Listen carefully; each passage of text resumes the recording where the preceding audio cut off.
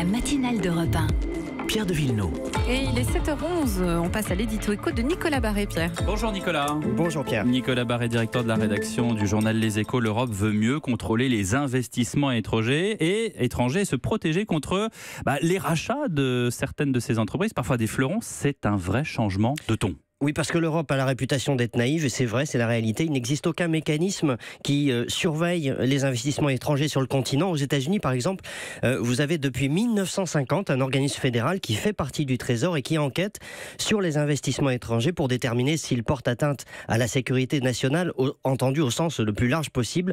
70 ans après l'Amérique, donc, l'Europe se réveille et est en train de mettre sur pied un embryon de dispositif qui ressemble à cela, car les milieux d'affaires alertent depuis longtemps, les entreprises européennes sont des cibles, notamment de capitaux chinois.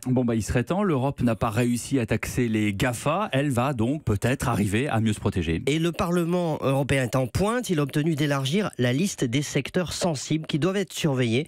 Aéronautique, spatiale, énergie, stockage de données, sécurité alimentaire également. La liste inclut même les terres agricoles, les terroirs qui sont convoités parfois par des Chinois.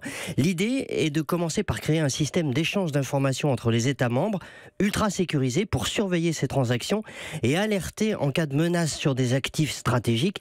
C'est déjà un premier pas, on alerte, on ne bloque pas, mais enfin on voit que l'Europe progresse pour mieux protéger son patrimoine économique comme le font d'autres grandes puissances, et ça c'est une bonne nouvelle.